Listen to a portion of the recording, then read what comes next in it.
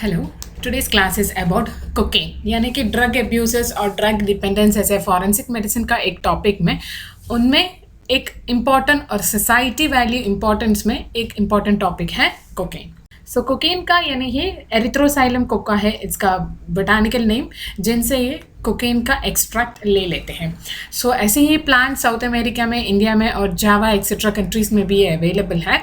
यानी कि लीव्स का एक्सट्रैक्ट लेते हैं। लीव्स में 0.5 to 1% कोकेन अवेलेबल है। जो कोकेन है वो कलरलेस है, ऑर्डरलेस है, एक क्रिस्टलाइन सब्सटेंस जैसे सॉल्ट जैसा है सब्सटेंस है, पर उनका टेस्ट जब करता है तो वो एक बिटर टेस्ट का आ जाएगा। और इनका केमिकल कॉन्स्टिट्यूशन हम देख ले तो एक अल्कलॉइड जैसा ही होता है, यानी कि केमिकल एगोनिन, हाइग्रीन, सिनेमाइल, कोकेन वगैरह ही इनके एक्टिव प्रिंसिपल्स हैं।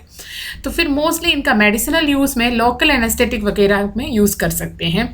और फिर इनका कॉमन नेम्स है वाइट लेडी, कैडिलैक, स्नो और फिर कोक भी बोलते हैं इसको। और फिर क्रैक ऐसा एक प्रोडक्ट है, यानी कि कॉमन नेम है, यानी कि कोकेन और फिर बेकिंग सोडा और फिर वाटर को मिला देते तो उसको क्रैक बोलते हैं। यानी कि मोस्टली पीपल स्मोकिंग के लिए ही ये इस्तेमाल कर लेता है। और इनका एक्शन ये है कि बॉडी में टर्मिनल नर्व्स, हमारे जो नर्व्स एंडिंग को है ना, वो सेंसिटिविटी को कम कर लेता है। इसलिए वैसो कंस्ट्रिक्शन वगैरह कंस्ट्रिक्शन होता है साइट ऑफ एप्लीकेशन, इसलिए लोकल एनेस्थीसिया में ज़्यादातर यूज़ होते हैं। और फिर ये पावरफुल स्टिमुलेंट है सीएनएस का थोड़ा शॉर्ट टाइम तक। और फिर डिप्रेशन भी आ जाते हैं। और फिर स्पाइनल कॉर्ड में लेस मार्क्ड इफेक्ट भी हो जाते हैं। और फिर ये exciter and stimulator of autonomic nervous system है। डोपामिन का रिलीज, सेरोटोनिन और फिर अदर न्यूरोट्रांसमिटर्स का रिलीज हो जाते हैं। वो प्लेजर सेंटर ऑफ ब्रेन बन जाता है। और फिर एम्फेटामिन लाइक यूसेस इसको हो जाते हैं। और फिर एब्जॉर्प्शन और एक्सक्रीशन में ज़्यादातर म्यूकस मेम्ब्रेन में ही एब्जॉर्प्शन ज़्यादातर होते हैं। और फिर स्मॉल पार्ट सबक्यूटेनियस टिश्यू से ही एब्जॉर्प्शन हो जाते हैं। और इन कॉमनली यूज्ड रूट्स, यानी कि कैसे इनका इस्तेमाल हो जाता है नेसल रूट में, नेसल रूट्स से हम स्निफ करते हैं। जैसे कि आप जब एनाटॉमी में पढ़ा हो तो को तंब के साइड और इंडेक्स फिंगर के साइड में एनाटॉमिकल स्निफ बॉक्स है, यानी कि उससे ही ड्रग एडिक्ट ज़्यादातर अपने नेसल रूट में स्निफ करते हैं। सो फिर उस प्रोसीजर को स्नॉटिंग बोलते हैं। और फिर आईवी रूट से भी ये इंजेक्ट हो जाते हैं, या फिर स्मोकिंग लाइक हुक्का स्मोकिंग ना, उससे भी हो जाते हैं। और फिर रैपिडली हाइड्रोलाइज्ड हो जाते हैं लिवर एंड प्लाज्मा से। और फिर बायोलॉजिकल हाफ लाइफ जो कोकेन को बोलते हैं 1/2 to 1 hour ही है, इसलिए ज़्यादातर इफेक्ट थोड़ा टाइम करते ही होते हैं। बाद में यूरिन में ये एक्सक्रीट हो जाते हैं। और फिर ज़्यादातर लिवर में ही डिस्ट्रॉय हो जाते हैं। यूरिन में 24 आवर्स के बाद ही दिख जाते हैं। कोकेन, एम्फेटामिन, निकोटिन और फिर बार्बिट्रेट वो फाउंड इन स्टमक है अगर पेरेंटली यानी कि ओरली अगर लिए तो। और फिर कैनबिस इंटरफेस मोटर स्किल्स, यानी कि हमें जज करने में असर हो जाते हैं। ऐसे गुड जजमेंट मिलना है, जैसे कि मोटर व्हीकल या फिर बाइक चलाते हैं तो गुड जजमेंट होना चाहिए, इस साइड से जाना है, उस साइड से जाना है। सो फिर ये मोटर स्किल्स से इनहिबिट करता है। और ज़्यादातर लोग मोटर व्हीकल एक्सीडेंट से ही उनका एक्सीडेंट्स हो जाते हैं। और फिर इनका सिम्टम्स ये है कि अगर इनहेल किया तो 1 to 3 मिनट्स में इनका एक्शन हो जाते हैं, या फिर आईवी और स्मोक लिया तो सेकेंड्स में हो जाते हैं इनका असर। और पीक एक्शन 3 to 5 मिनट्स में मिल जाता है। नेसल म्यूकोसा में से अगर लिया है तो 20 to 30 मिनट्स में पीक स्टेज रीच होता है।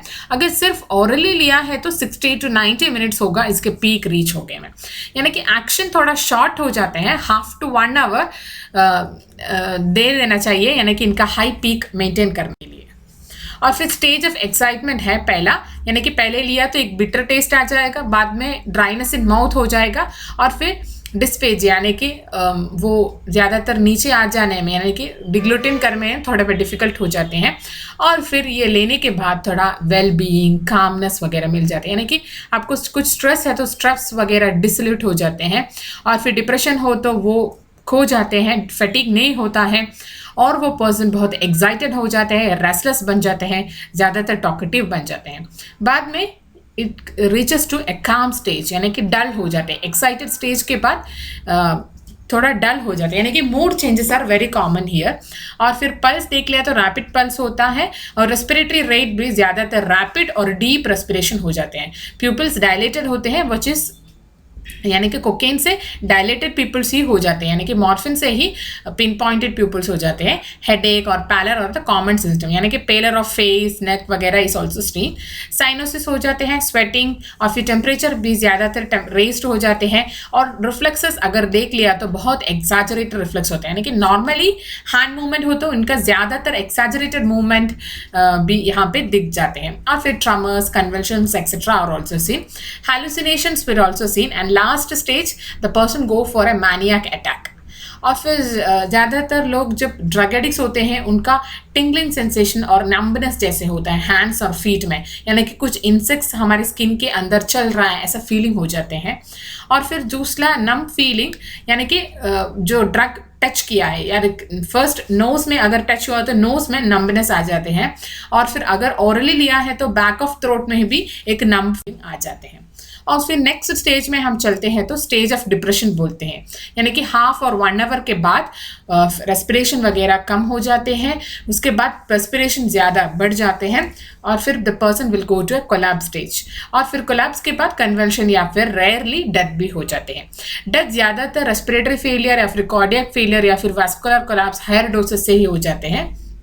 सडन डेथ कभी कभी आईवी इंजेक्शन से हो जाते हैं, यानी कि मोस्टली आईवी इंजेक्शन से ही हो जाते हैं, यानी कि स्मोकिंग और स्नॉटिंग से ज़्यादातर सडन डेथ नहीं हो जाते हैं क्योंकि कार्डियक एरिथ्मिया हो जाते हैं, यानी कि मायोकार्डियम पे डायरेक्ट एजर हो जाते हैं जब आईवी इंजेक्शन लिया है तो उसके बाद कार्डियोपल्मोनरी अरेस्ट भी हो जाते हैं।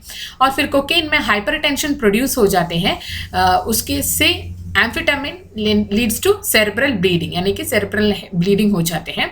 एन्यूरिज्म वगैरह हो तो रप्चर ऑफ एन्यूरिज्म हो जाते हैं, कोरोनरी एटम स्पैसम भी हो जाते हैं।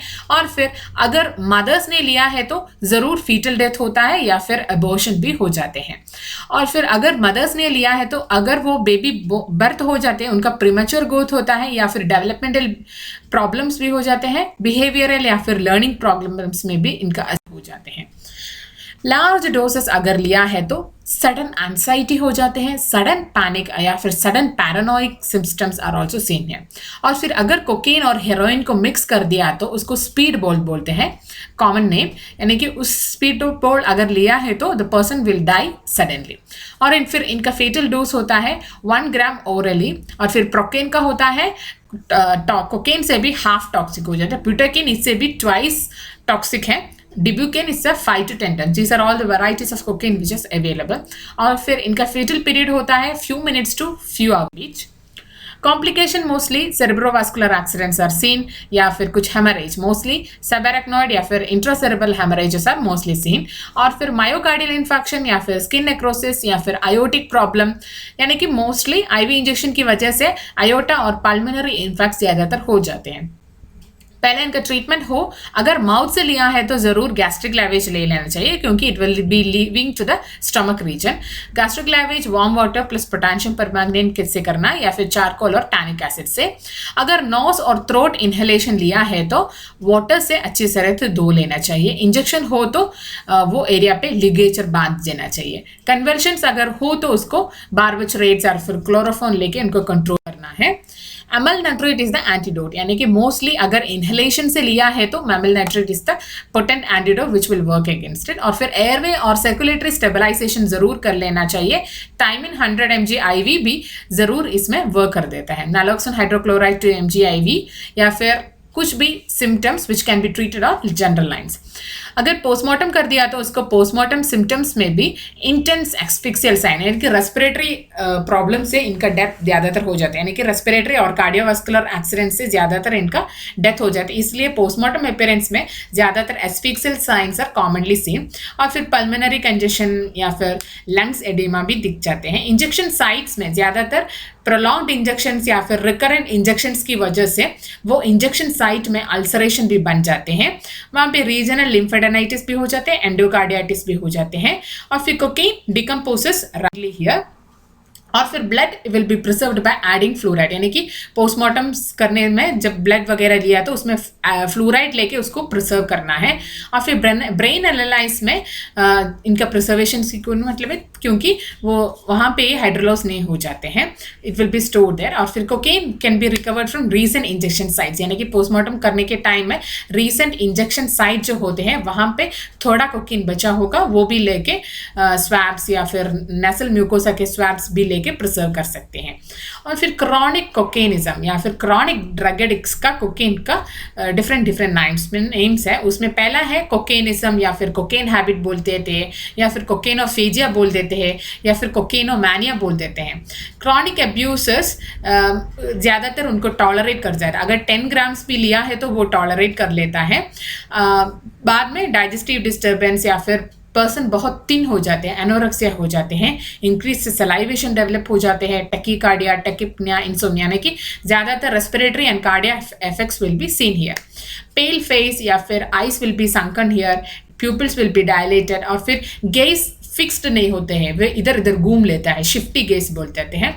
और फिर ज़्यादातर प्रोलॉन्ग्ड इफेक्ट्स से, यानी कि prolonged intake of drug abuse से टंग एंड टीथ का ब्लैकिश है। और फिर कॉम्प्लिकेशंस में पर्सिस्टेंट राइनाइटिस या फिर nasal erection, sinusitis, chronic cough, bronchitis will be also seen, यानी कि ज़्यादातर लंग्स का सिम्टम्स भी यहाँ पे दिख जाते हैं। और फिर स्निफिंग हैबिट ज़्यादा प्रोलॉन्ग्ड और रिकवर स्निफिंग से नेसल म्यूकोसा या फिर नेसल सेप्टम में ulceration will be seen. Perforation is very rare because only sniffing will only lead to ulceration that of the area. और फिर degeneration of CNS will be also seen. Physically वो person बहुत ही deteriorated, इमासिएटेड बन जाते हैं। बाद में रिकरेंट या फिर क्रॉनिक ड्रग अब्यूज लेने वाले लोगों को हैलुसिनेशन या फिर कन्वल्शन, डेलीरियम, डिल्यूशन और फिर बाद में इंसैनिटी भी बन जाते हैं उसको। मैग्नेंट सिम्टम या फिर कोकेन बग्स दूसरा है, यानी कि मोस्टली ड्रग एडिक्ट्स को एक सिम्टम डेवलप हो जाते हैं, वो सिम्टम को बोलते हैं कोकेन बग्स। यानी कि हमारे स्किन के अंदर एक ग्रेन ऑफ सैंड पड़ा है या फिर स्मॉल इंसेक्ट्स इधर उधर भाग रहा है, ऐसे क्रीपिंग स्किन लाइक फीलिंग, उससे उसको ज़्यादातर इचिंग हो जाते हैं, उसको बोलते हैं कोकेन बग्स। इसको ये एक विजन ऑफ टैक्टाइल हैलुसिनेशन है, यानी कि असर में स्किन में कुछ नहीं है पर उनको हैलुसिनेटेड हो जाते हैं कि इसके अंदर कुछ है। और फिर एक्सकोरिएशन या फिर regular scratches lead to ulcerative formation. Drug addiction है मोस्टली कोकेन, और फिर उसकी वजह से वो पर्सन का डिसेंसी, अपने समूह में कुछ हायर पोजीशंस वगैरह खो जाते हैं, अपना सेल्फ रेस्पेक्ट खो जाते हैं, वो अपने ही दुनिया में लगे रहते हैं। और फिर कोकेन सब्सटीट्यूट्स जो यूज़ करते हैं उनका हैबिट फॉर्मिंग नहीं है, purely cocaine is only drug of addiction.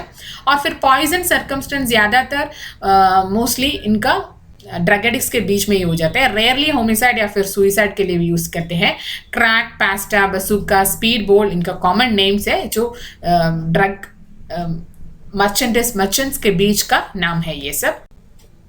और फिर एक्सीडेंटल केसेस जो होते हैं एडिक्शन की या फिर हाइपोडर्मल इंजेक्शन की वजह से यूरेथ्रल वेसिकल और फिर रेक्टल इंजेक्शन भी हो जाते हैं। ये ज़्यादातर लोग ले लेते हैं क्योंकि it believed to be an aphrodisiac, यानी कि ज़्यादातर उसका सेक्सुअल एक्ट में ड्यूरेशन अधिक बन जाते हैं, इसलिए एफ्रोडियासिक मान के लोग ले लेते हैं क्योंकि it will be mostly leading to the paralysing of sensory nerves of gland penis, that's why increased duration of sexual act will be there.